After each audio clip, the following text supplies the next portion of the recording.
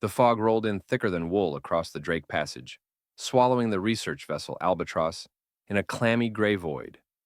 At 2:17 a.m., the ship's hull heaved with the swell of southerly currents, and every metal joint groaned as though straining against the invisible weight of the Antarctic night. On the bridge, Captain Helena Voss adjusted her binoculars against the moisture beading on the lenses. Radar images scrolled across the screens, empty, save for the static hiss that always accompanied sea clutter.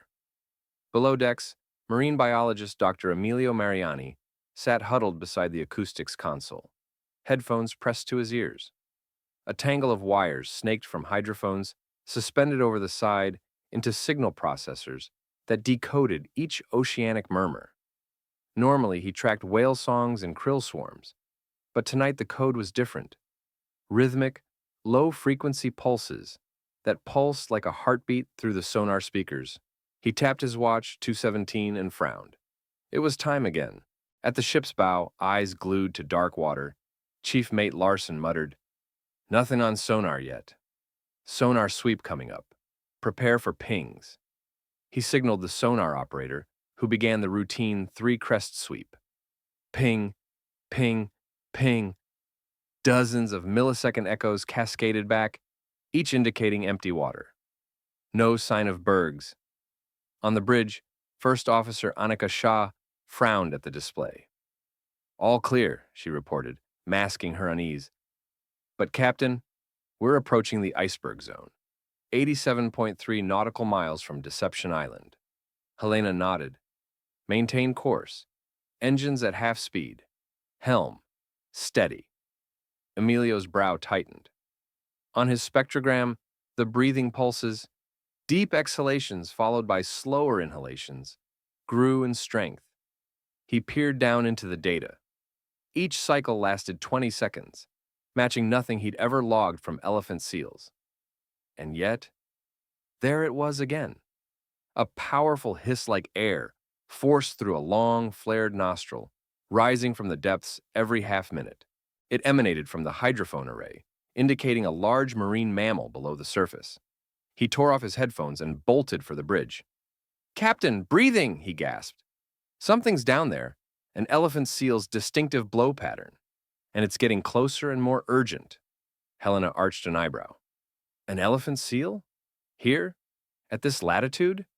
And why would that matter?" "It matters because I've studied elephant seals in the Southern Ocean for years," Emilio said, pulling up a live waveform on the bridge's central monitor. "They dive deeply, but when they surface to breathe, they give off low-frequency blows audible for miles underwater. This, this pattern is different. It's sharp, staccato, urgent, and the seal is surfacing repeatedly, almost as if warning us." A hush fell. Larson leaned forward. "Warning us of what?" Emilio pointed at the sonar log. "Look, each time the seal's breathing spikes, it coincides with a dense fog bank above the water. But 30 seconds after each blow, look at these transient echoes." He circled a cluster of faint lines. Tiny reflections, likely the undersides of icebergs just below the surface. The seal's isolating currents around those bergs and surfacing at the exact locations to avoid. Helena's jaw tightened. Our sonar and radar missed them.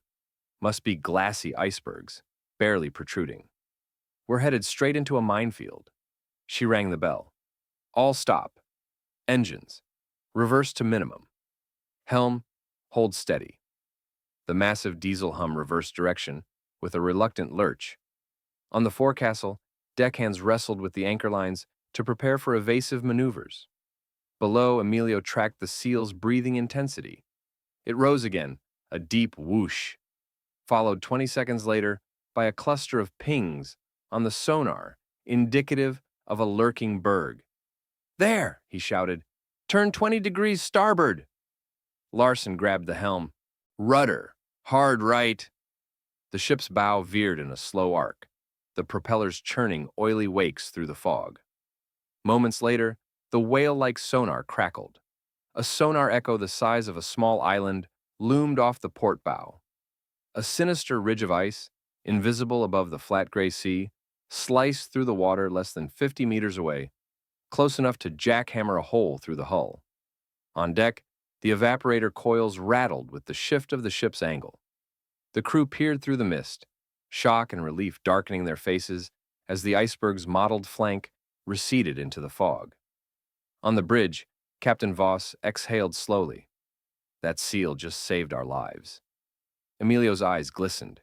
He tapped the hydrophone feed one last time, the slow, regular rhythm of the elephant seal's breathing, receding now as the seal slipped away, its midnight sentinel duty complete. Behind them, the ship's horns sounded 3 long blasts, a maritime salute to an unexpected guardian of the void.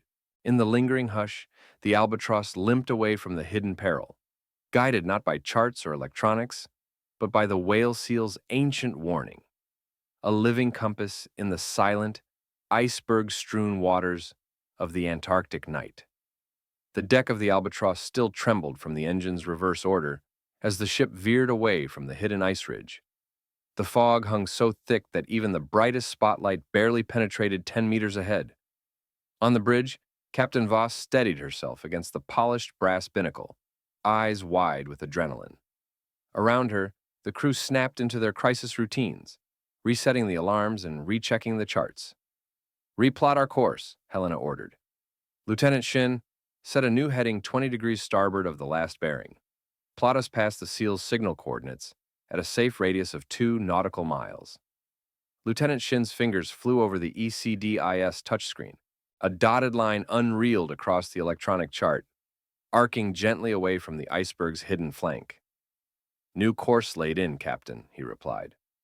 But Dr. Emilio Mariani remained rooted at the acoustics console, headphones still clamped to his ears. The hydrophone array readings glowed in a cascading waterfall display, each blow from the elephant seal now trailing off, like ripples fading on a pond. Behind him, Chief Mate Larson joined, peering over the multi-beam readout. "Emilio," Larson said quietly, "I've never seen a seal act like that. Why surface so often near danger? Are they showing us a migration route or warning us?" Emilio shook his head, scrolling back through the recording. Elephant seals typically dive 2 to 4 times per minute when foraging, but their surfacing is brief, 2 to 3 seconds max. Tonight, each breath lasted closer to 6 seconds, with an extended pause between exhalation and inhalation. That larger lung volume and longer surface interval is energy inefficient, unheard of for normal feeding behavior. He tapped the spectrogram. That extended pattern, 6-second exhale, 6-second inhale, 10-second pause, is a deliberate variation. And look here, he pointed at faint sonar returns, time-aligned with each breath. The seals are tapping the water around sub-ice keel edges. Their hydrostatic senses detect the pressure disturbances created by underwater ice faces. They know exactly where the danger is, even when our sonar fails to see it. Helena absorbed the explanation. So their breathing pattern wasn't fatigue or curiosity? It was a beacon. "Precisely," Emilio agreed. He leaned forward, adjusting the gain so the next breath, from over 2 kilometers away, would be clearly logged. And I suspect it was a group of SEALs orchestrating this response. They must have observed humans in distress before, maybe from research vessels trapped in pack ice, and learned to associate prolonged breathing signals with alarm. The ship's sonar technician, able to listen but unable to see the SEALs, piped up from the shadows. "Captain, those sonar echoes. They're tight clusters at consistent depth, about 20 meters below the surface. That's SEAL depth territory." "Very good," Helena said into her mic. "Engineering, slow to quarter speed. Let's approach with caution." Below decks, the engineer throttled back the turbines, and the albatross lurched as the creaking reversed fans spun down. The fog seemed to press in tighter, as if to confirm the narrow escape. On the bridge, Emilio keyed his handheld recorder. Log entry. Elephant seal alarm pattern confirmed. Significance. Seals detected subsurface berg keels, undetected by shipboard radar and sonar. Recommendation: integrate hydrophone-based seal detection into iceberg watch routine, especially in zero visibility conditions. He clipped the recorder back to his belt and exhaled. Back in the plotting room, Lieutenant Shin overlaid the recent hydrophone bearings onto the navigation chart. A series of arcs and crossing lines, each drawn from a separate sensor on the hull, clustered around three distinct points. Two of those points aligned with the known iceberg just avoided, and the third lay directly along their original course. Chart it, Helena said.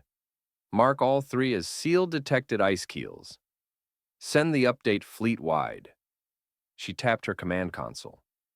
Instantly, a digital message went out to every Antarctic supply vessel in the region. A new set of iceberg waypoints derived from elephant seal hydroacoustics. Chief Mate Larson let out a low whistle. That's going to save half the fleet from a collision tonight. Emilio nodded. And it's not a one-off. We've recorded hundreds of seal breaths in every expedition log. We just need to teach the system to recognize this alarm pattern automatically. Filter it from whale calls and seismic hums. Helena turned to him. Proceed, Doctor. Work with the sonar team and the software engineers. Let's get that pattern into the automated watch alert protocol by morning. Emilio's face lit with excitement. Already on it. He tapped a few commands, then retrieved a second pair of headphones for the sonar technician.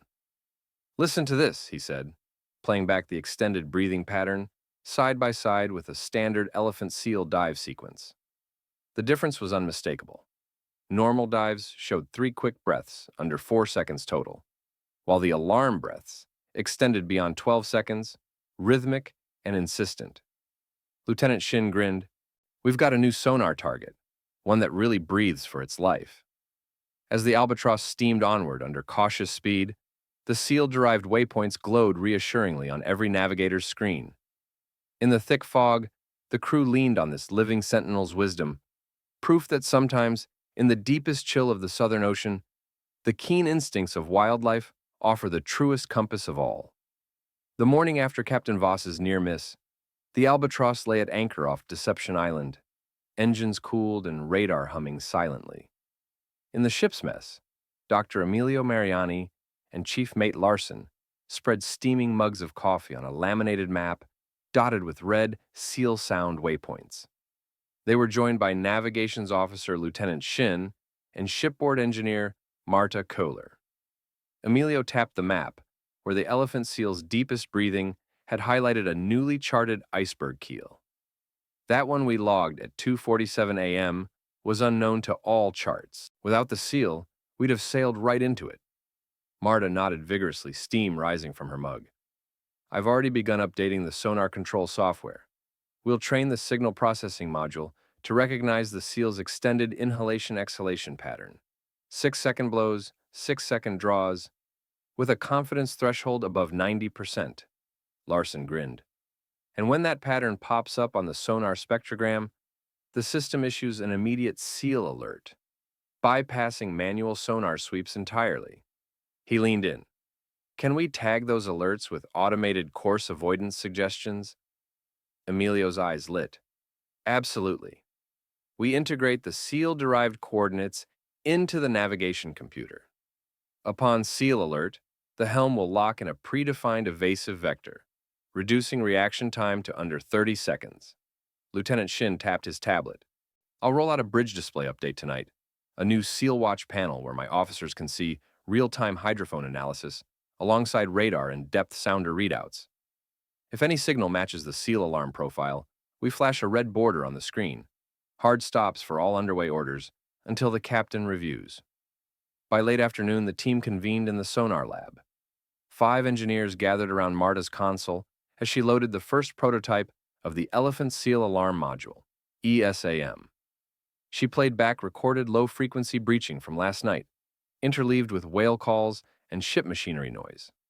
The module's DSP algorithms ran through filters and spectrogram classifiers, flagging each true seal blow with a chirp and an on-screen icon of a stylized seal. With a nod from Emilio, they pushed the Activate button. Speakers crackled as the lab filled with ambient sea noise, recorded live from the aft hydrophone array. Emilio gestured to the far port sensor. Okay, simulate an alarm. Larson pressed a trigger. Marta's console played back the 6-second exhale-inhale sequence. Instantly, The sonar display blinked red, a seal icon popped, and a synthesized female voice intoned, "Seal alert. Extended hydro blow pattern. Detected. Possible submerged iceberg ahead." On the adjacent navigation monitor, Shin's new panel overlaid an arc showing two possible iceberg locations, derived from time difference of arrival triangulation, and suggested an immediate course correction of 10 degrees starboard. The engineers exchanged triumphant smiles. That evening, Captain Voss joined them for the first full bridge drill. The Albatross steamed at 3 knots through a charted iceberg field. Marta stood at the sonar console, Emilio at the hydrophone controls, Shin at the navigation station, and Larson at the helm. Mid-pass, Marta started a playback of masked fog recordings, then injected the seal alarm sequence into the hydrophone feed. "Now," Marta announced. The sonar monitor flashed. The navigation screen glowed with the red seal alert box. Larson's hand froze on the wheel. "Seal alert. 2 targets at bearing 073 degrees and 085 degrees, Shin reported crisply. Helena's voice crackled over the PA. "All stop. Helm, hard right 10 degrees. Larson executed the turn, the ship's bow swinging away from simulated bergs. Moments later, the sonar technician played back the actual sonar pings that now confirmed the ice keel's underbellies. As the Albatross slipped safely between looming bergs, its hull mere tens of meters from submerged hazards, Captain Voss exhaled. "Well done. ESAM is now officially part of our iceberg watch routine." She turned to Emilio. "Prepare your report for the Antarctic Marine Safety Commission. This needs mandating across all Southern Ocean vessels." In the days that followed, Albatross's bridge crew ran seal alarm drills on every watch. Emilio and Marta collaborated with satellite communication teams to stream seal alerts back to headquarters, where oceanographers correlated them with iceberg calving events and fog banks. Lieutenant Shin briefed neighboring ships via long-range HF radio on the new protocol, and soon, other vessels reported close calls averted by listening to the seals. By the voyage's end, ESAM had become a fully validated safety system. Elephant seal hydroacoustics woven into electronic watch standing, with predictive iceberg mapping, automated course adjustments, and rigorous crew drills. For Captain Voss, the triumph was profound. In the ghostly canal of fog and ice, it was not machinery or charts, but the breath of a great marine sentinel that guided them to safety, transforming an ancient instinct into humanity's most trusted navigational ally.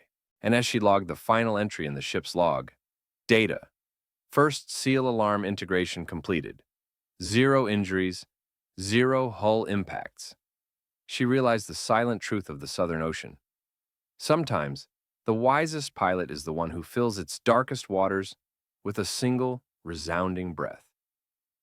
2 weeks after ESAM passed its sea trials aboard the Albatross, word of the elephant seal alarm system rippled through maritime safety circles. By dawn on the 5th day, Captain Voss convened a satellite conference with 12 vessels, research ships, icebreakers, and fishing trawlers, scattered across the Southern Ocean. On her console, the Seal Watch network map blinked as attendees logged in, each vessel represented by a glowing ship icon. "Thank you for joining," Captain Voss began, voice crisp over the satlink. ESAM's integration on the Albatross averted 2 hidden berg collisions in 0 visibility. Today, we demonstrate how to deploy and calibrate your own elephant seal alarm modules. Dr. Emilio Mariani took over, sharing his hydrophone settings and DSP filter parameters. He demonstrated batch uploading the seal alarm classifier to remote sonar consoles via secure FTP and explained how to adjust gain thresholds for varying sea states. In calmer waters, he noted, lower thresholds help detect faint seal blows. In rough seas, raise the threshold to avoid false positives from wave slosh. Onshore techs watch the settings update in real time on their bridge deck screens. Next, shipboard engineer Marta Kohler led a virtual walkthrough of hardware installation. She highlighted optimal hydrophone placement, 20 meters aft, 6 meters below the surface, and showed how to mount the leak-proof preamplifier housing. Ensure the acoustic dome is free of biofouling, she advised. and run the self-test tone every morning to confirm channel integrity. Crews on deck replicated her motions, hoods up against icy spray. Lieutenant Shin then introduced the fleet-wide SEAL Alerts dashboard. All SEAL Alert events, he said, will now broadcast to every ship's navigation console and to the Antarctic Marine Safety Coordination Center in Hobart. He clicked through a demo, an alert from the Japanese icebreaker Aurora Polaris sparking at 0402 local time, which prompted an immediate detour around a submerged berg that later grounded their sonar beam. As the conference closed, Captain Voss issued the Southern Ocean SEAL Alarm Directive, mandating ESAM installation on all vessels over 1,000 tons by the next austral summer. Applause echoed across the SatLink, and one by one the ship icons on her map dimmed to green, indicating compliance and operational readiness.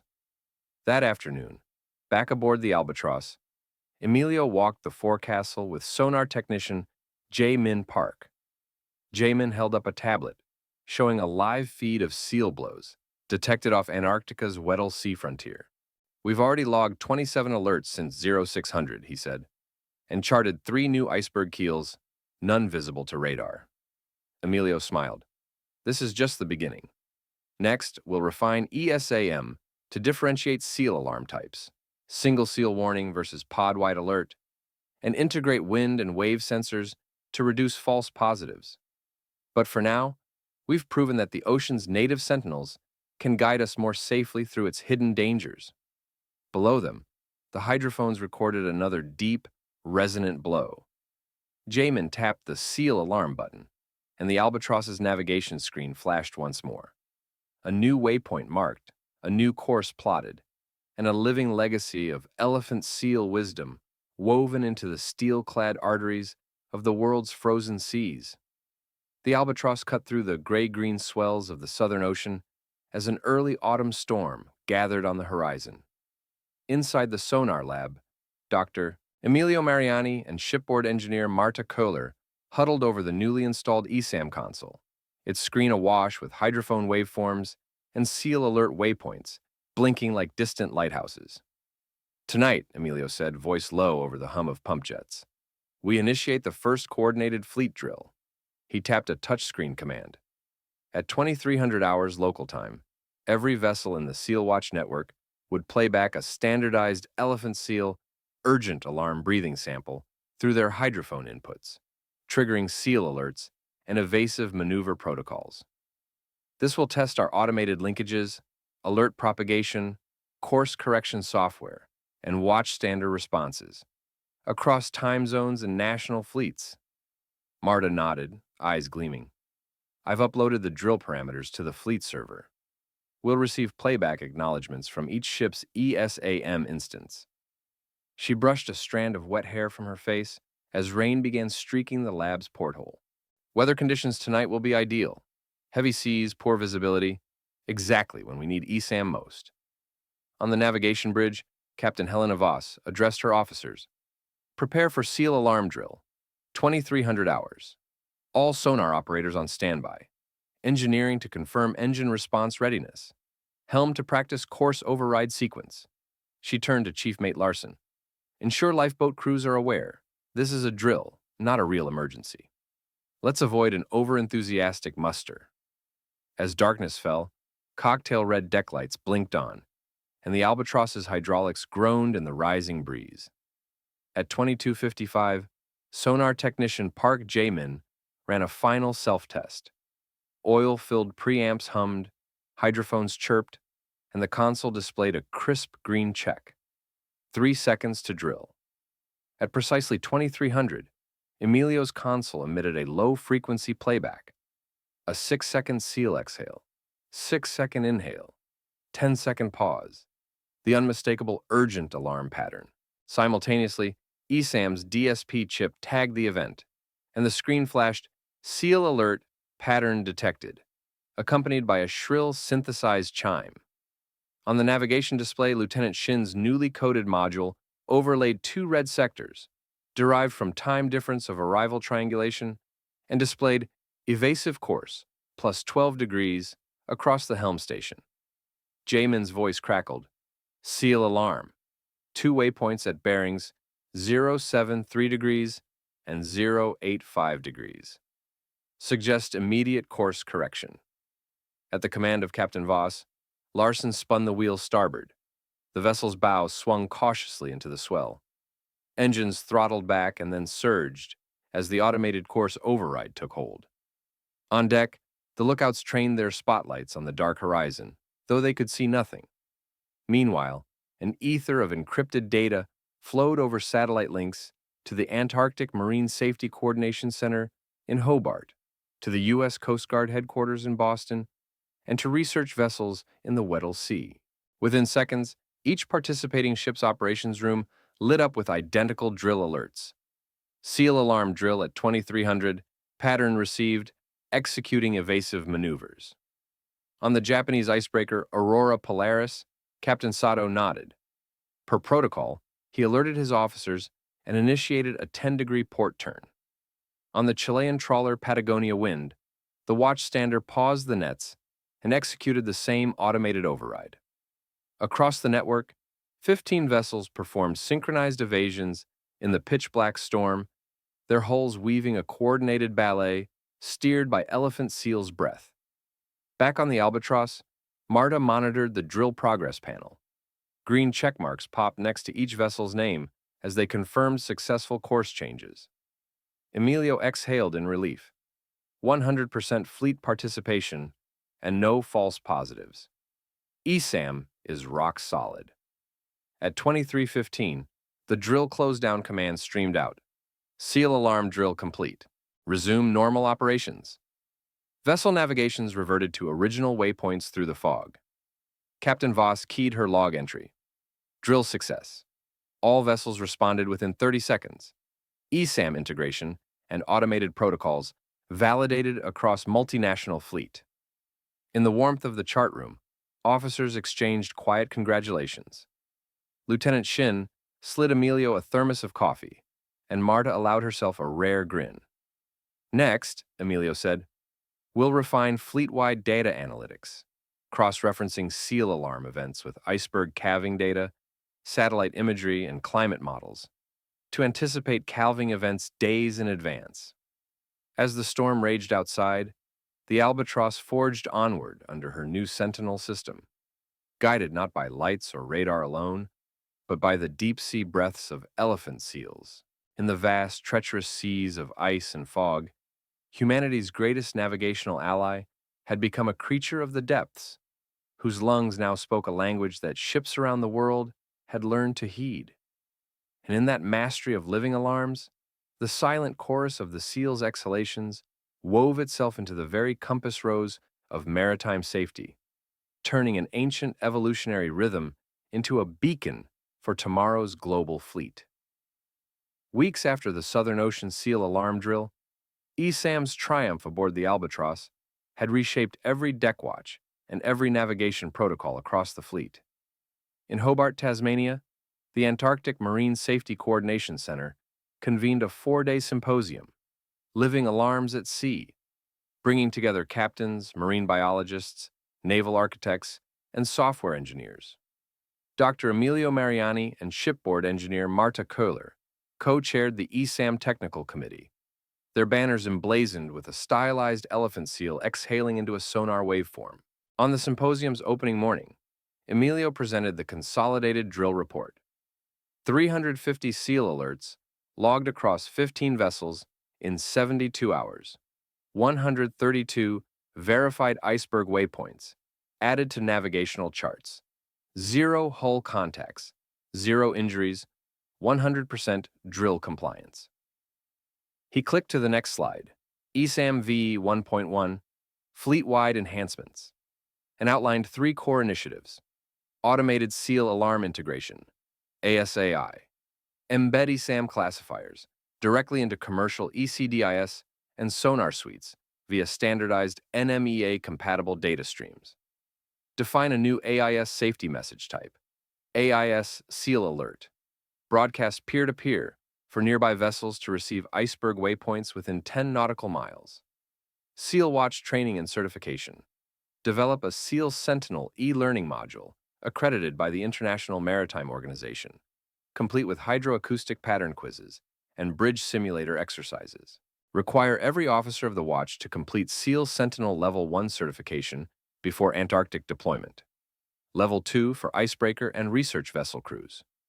Regulatory adoption and charting standards. Submit a proposal to the International Hydrographic Organization to designate ESAM-derived waypoints as seismic SEAL beacon positions on official charts. Collaborate with national coast guards to include SEAL alert response drills in Polar Code compliance inspections.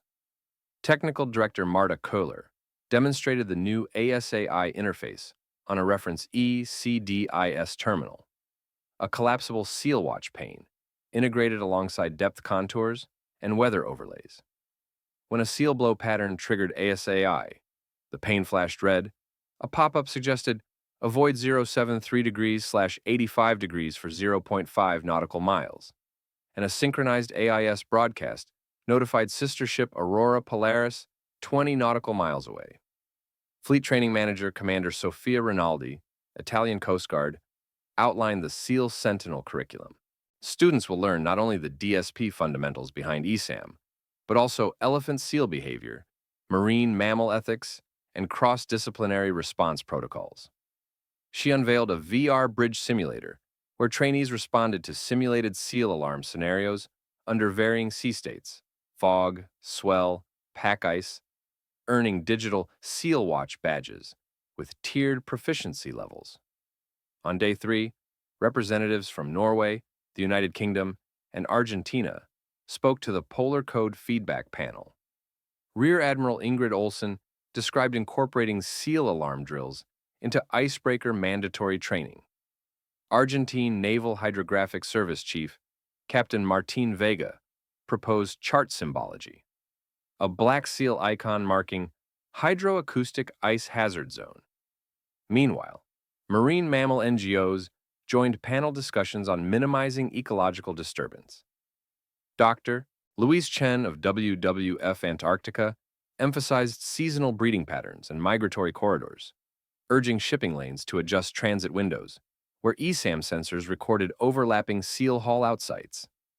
The symposium delegates unanimously adopted a best practice manifesto. We honor the sentinel role of elephant seals by maintaining passive acoustic monitoring, aligning shipping schedules with biological rhythms, and protecting seal habitat from noise pollution. On the symposium's final evening, delegates boarded the Aurora Polaris for a live night exercise in the Weddell Sea. Under a full moon, the hydrophones picked up real elephant seal blows, echoing across the water. Natural alarms recorded alongside man-made drills. Captain Voss, attending as a guest of honor, witnessed the flawless chain of detection, broadcast, and maneuver across 3 ships. As Aurora Polaris carved a safe passage around newly charted bergs, she raised her glass to the SEALs, our truest captains of the fog. Back in Hobart the next morning, the International Maritime Organization's Maritime Safety Committee officially adopted the SEAL Watch Protocol into Polar Code Amendment 15.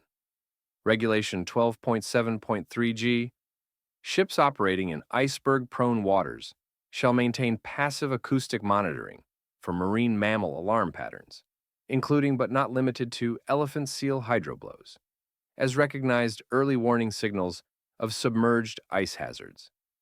With that inked into maritime law, ESAM and its successors became as fundamental to polar navigation as radar and ice charts.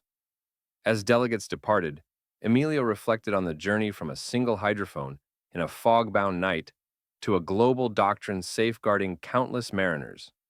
In the calm after the storm of ideas, the southern sky glowed with dawn.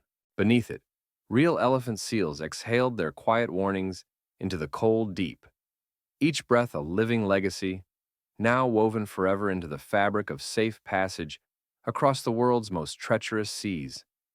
A year had passed since the SEAL Watch Protocol became enshrined in the Polar Code, yet the Albatross and her sister ships still carried a special reverence for the elephant seals whose breaths had reshaped maritime safety. On the bridge of the southern horizon, Captain Aiko Tanaka watched the dawn mist lift off the Weddell Sea, revealing a field of incandescent blue icebergs glinting like gemstones. Her first officer, Lieutenant Marko Vukovic, tapped the new Seal Watch pane on the ECDIS display, all green. No alarms, yet. Below decks, Dr. Emilio Mariani's successor, acoustic specialist Dr. Kamala Devi, monitored hydrophone channels in the newly outfitted marine mammal lab. The walls were lined with waveforms, spectrograms of thousands of seal breaths, fin whale songs, and even occasional orca calls. Each seal alarm event was now cross-referenced with iceberg positions, satellite ice imagery, and storm track forecasts, forming a living archive that informed every voyage.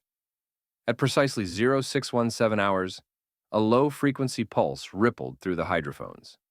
A 6-second exhale, followed by 6 seconds of inhalation, then a 10-second silence. The signature was unmistakable. On the synced screens above, red waypoints flickered at bearings 042 degrees and 058 degrees, marking previously uncharted keels. Simultaneously, an AIS SEAL alert message broadcast to nearby vessels and the Antarctic Coordination Center. SEAL alert. Extended hydroblow pattern detected. Possible submerged iceberg, keels ahead. Recommend course adjustment plus 15 degrees starboard. Captain Tanaka nodded to Lieutenant Vukovic. Execute evasive vector, she commanded. The southern horizon's bow swung smoothly into the recommended heading, thrusters humming in agreement.